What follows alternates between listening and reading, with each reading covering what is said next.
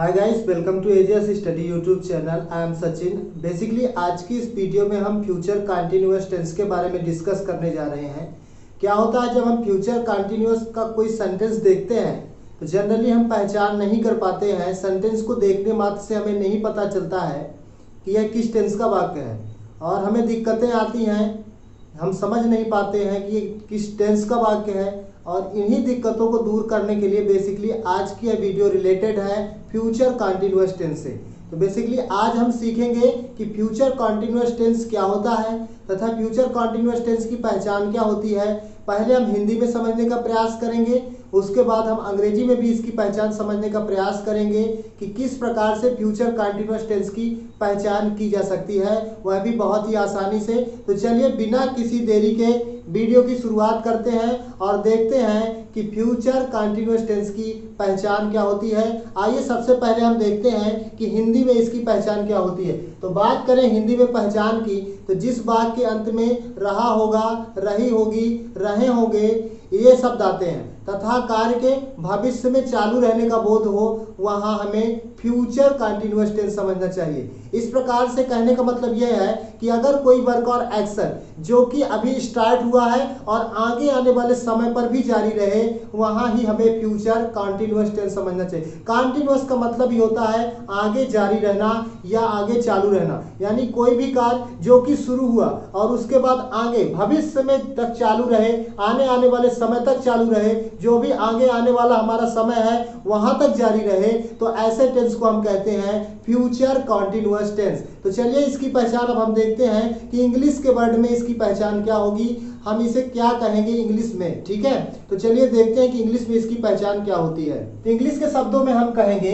When the work और action start some time before and it must be continuing in the future then the tense is also future continuous. यानी कहने का मतलब यह है कि अगर कोई वर्क और एक्शन कुछ समय पहले स्टार्ट हुआ है और आगे आने वाले समय पर भी जारी रहेगा, तो वहीं हमें फ्यूचर कंटिन्यूअस टेंस समझना चाहिए। इस प्रकार से हमने फ्यूचर कंटिन्यूअस की पहचान क्या होती है हिंदी के शब्दों में भी समझ लिया है और इंग्लिश के शब्दों में भी समझ लिया। चलिए नेक्स्ट अपन देखते हैं कि फ्यूचर कंटिन्यूअस टेंस की हेल्पिंग वर्ब क्या होती है और मेन वर्ब का कौन सा फॉर्म फ्यूचर कंटिन्यूअस टेंस में यूज में लाया जाता है। तो चलिए देखते हैं। बात करें इसकी हेल्पिंग वर्ब की, तो विल बी और शैल बी इसकी हेल्पिंग वर्ब होती हैं। और बात करें इसके मेन वर्ब की, तो मेन वर्ब के फर्स्ट फॉर्म में आईएनजी का यूज किया जाता है और जिसे हम वर्ब का फोर्थ फॉर्म भी कहते हैं। इस प्रकार से हमने देखा कि फ्यूचर कंटिन्यूअस टेंस की हेल्पिंग वर्ब क्या होती है और मेन वर्ब क्या होती है। चलिए नेक्स्ट अपन देखते हैं कि फ्यूचर कंटिन्यूअस टेंस जब हम बनाएंगे तो विल बी का यूज किसके साथ करेंगे और शैल बी का यूज किसके साथ करेंगे। चलिए अपन देखते हैं बनाने के नियम से और इसे समझने का प्रयास करते हैं। तो ध्यान दीजिएगा, बात करें इसके बनाने के नियम की, तो आई तथा बी के साथ शैल बी का यूज किया जाता है तथा बाकी चाहे कोई भी सिंगुलर नंबर हो चाहे प्लूरल नंबर हो, कोई सा भी सब्जेक्ट हो, उन सभी के साथ हमें विल बी हेल्पिंग वर्ब का यूज करना है। और मेन वर्ब, जहां पे बात हुई मेन वर्ब की, तो मेन वर्ब के फर्स्ट फॉर्म में आईएनजी यानी वर्ब के फोर्थ फॉर्म का यूज किया जाता है। इस प्रकार से हमने देखा कि इसकी हेल्पिंग वर्ब्स क्या होती हैं, मेन वर्ब्स क्या होती हैं तथा इसके बनाने का नियम क्या होता है कि हम आई बी के साथ शैल बी का यूज करेंगे तथा बाकी सभी के साथ विल बी का यूज करेंगे। इस प्रकार से हम हेल्पिंग वर्ब्स का आगे आने वाले सेंटेंस में यूज करेंगे। जैसे हम जब अफर्मेटिव बनाएंगे, निगेटिव बनाएंगे और इंट्रोगेटिव सेंटेंस बनाएंगे, तो इस प्रकार से हम आई बी के साथ शैल बी तथा बाकी जितने भी होते हैं ही, सी, इट, जितने भी होते हैं चाहे सिंगुलर नंबर हो चाहे प्लूरल नंबर हो, उन सभी के साथ हम विल बी हेल्पिंग वर्ब का यूज करते हैं या करेंगे।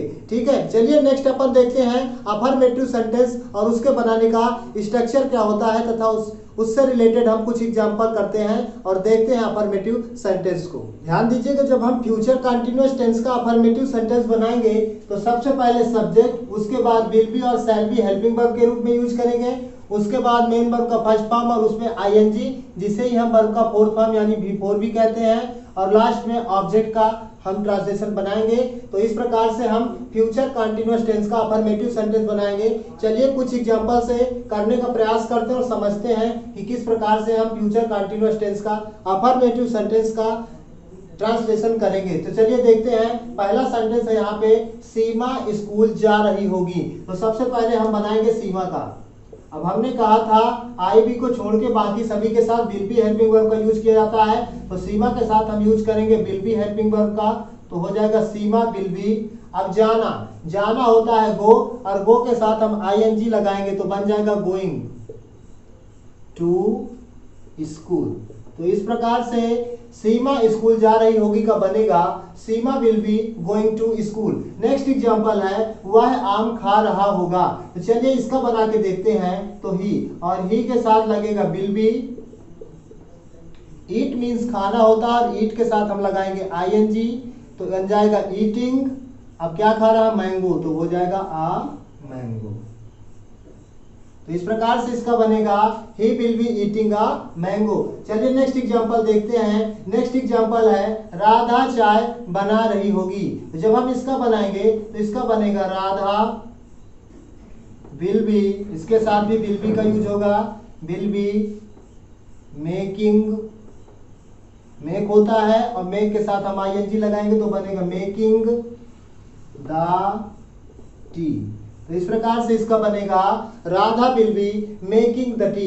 इस प्रकार से हमने अफर्मेटिव सेंटेंस समझ लिया है। चलिए नेक्स्ट अपन देखते हैं कि इसका निगेटिव और इंट्रोगेटिव सेंटेंस हम किस प्रकार से करेंगे। पहले हम देख लेते हैं निगेटिव सेंटेंस, नेक्स्ट उसके बाद हम देखेंगे कि इंट्रोगेटिव सेंटेंस हम किस प्रकार से करेंगे। ध्यान दीजिएगा, जब हम फ्यूचर कंटीन्यूअस टेंस का निगेटिव सेंटेंस बनाएंगे तो सबसे पहले सब्जेक्ट, उसके बाद हेल्पिंग वर्ब के रूप में विल या शैल, उसके बाद नॉट। ध्यान दीजिएगा यहाँ पे बी को हम बाद में लिखेंगे, विल और शैल, उसके बाद नॉट, और उसके बाद बी का यूज करेंगे। उसके बाद मेन वर्ब का फर्स्ट फॉर्म, उसके साथ आईएनजी जिसे हम V4 कहते हैं, और उसके बाद लास्ट में ऑब्जेक्ट का यूज करेंगे। तो चलिए देखते हैं कुछ एग्जाम्पल से, और यहाँ पे हमारे पास एग्जाम्पल उपलब्ध है तो इनसे समझने का प्रयास करते हैं। तो पहला एग्जाम्पल है सीमा स्कूल नहीं जा रही होगी। तो ध्यान दीजिएगा, जब हम इसका निगेटिव बनाएंगे तो सबसे पहले सीमा, तो सीमा, अब इसके साथ लगेगा विल, अब फिर हमें लगाना है नॉट, अब फिर आएगा बी, अब इसके बाद गो, जाना होता है गो, और इसमें लगाएंगे आईएनजी तो बन जाएगा गोइंग टू स्कूल। तो इस प्रकार से इसका बनेगा Seema will not be going to school. चलिए नेक्स्ट एग्जांपल देखते हैं। सोहन पुस्तक नहीं खरीद रहा होगा, तो इसका बनेगा सोहन विल नॉट बी, अब खरीदना होता है बाई, तो बाई के साथ बनेगा बाइंग द बुक। तो इस प्रकार से इसका बनेगा Sohan will not B buying the book. Next example है हम बाजार नहीं जा रहे होंगे। जब हम इसका बनाएंगे तो इसके साथ इसका हम का होता है बी, और बी के साथ हम बताए थे आई बी के साथ लगता है हमारा शैल बी, और बाकी सभी के साथ लगता है विल बी। तो यहाँ पे है हम यानी बी, तो बी के साथ लगेगा शैल, तो शैल, उसके बाद लगेगा नॉट, उसके बाद लगेगा बी। अब जाना, जाना होता है गो, और इसके साथ लगेगा आईएनजी तो हो जाएगा गोइंग टू मार्केट। तो इस प्रकार से इसका बनेगा translation we shall not be going to market. चलिए नेक्स्ट अपन देखते हैं कि हम इंट्रोगेटिव सेंटेंस किस प्रकार से बनाएंगे। ध्यान दीजिए, जब हम इंट्रोगेटिव सेंटेंस का ट्रांसलेशन बनाएंगे यानी फ्यूचर कंटीन्यूअस का जब हम इंट्रोगेटिव सेंटेंस बनाएंगे तो सबसे पहले हेल्पिंग वर्ब के रूप में विल या शैल, उसके बाद सब्जेक्ट, जो भी हमारा सब्जेक्ट है उसको लिखेंगे, उसके बाद बी को हम बाद में लिखेंगे सब्जेक्ट के बाद, उसके बाद मेन वर्ब का फर्स्ट फॉर्म उसमें आईएनजी जिसे हम V4 भी कहते हैं, और लास्ट में ऑब्जेक्ट, और सबसे लास्ट में हम क्वेश्चन मार्क का यूज करेंगे क्योंकि ये सभी इंट्रोगेटिव सेंटेंस यानी प्रश्नवाचक वाक्य हैं, और प्रश्नवाचक वाक्य के लास्ट में हमेशा क्वेश्चन मार्क का यूज किया जाता है। तो चलिए एग्जांपल से समझने का प्रयास करते हैं। यहाँ पे पहला एग्जांपल है क्या सीमा स्कूल जा रही होगी। तो इसका जब हम बनाएंगे तो यहाँ पे है सब्जेक्ट सीमा, और सब्जेक्ट सीमा के साथ लगेगा बिल, तो लगाएंगे बिल, उसके बाद लगाएंगे सीमा, अब फिर आएगा बी। अब जाना का होता है गोइंग, गो, और उसमें लगाएंगे आईएनजी तो बन जाएगा going to school, and last में क्वेश्चन मार्क। तो इस प्रकार से इसका बनेगा will Seema be going to school. चलिए नेक्स्ट एग्जांपल देखते हैं। क्या लड़के फुटबॉल खेल रहे होंगे। तो जब हम इसका बनाएंगे तो सबसे पहले देखिए यहाँ पे लड़के हैं, लड़के होता है द बॉयज। तो इसका जब हम बनाएंगे तो सबसे पहले इसके साथ हेल्पिंग वर्ब लगेगा विल, द बॉयज अब फिर आएगा बी प्लेइंग, प्ले होता है, प्ले के साथ लगेगा आईएनजी तो बन जाएगा प्लेइंग दी या द फुटबॉल। इसका बनेगा will the boys be playing the football, and last में यूज करेंगे क्वेश्चन मार्क्स। चलिए नेक्स्ट एग्जांपल देखते हैं, क्या वर्षा हो रही होगी।